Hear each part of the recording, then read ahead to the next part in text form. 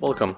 If you want to use split screen in your HUAWEI Mate 40 Pro 5G, at the first you have to drag from the one of the edge of your smartphone, then drag and hold. When this menu pops on our screen, we have to click and hold one of the applications that we want to use. So in my case, I will go for the calculator, then make the same gesture and pick up the second application and drag it right here.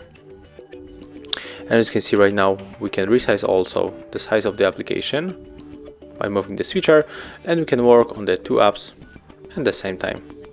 And if you want to close this mode, you have to click right here and then just swipe like that. Thank you guys for watching. Leave thumbs ups, comments and subscribe to our channel.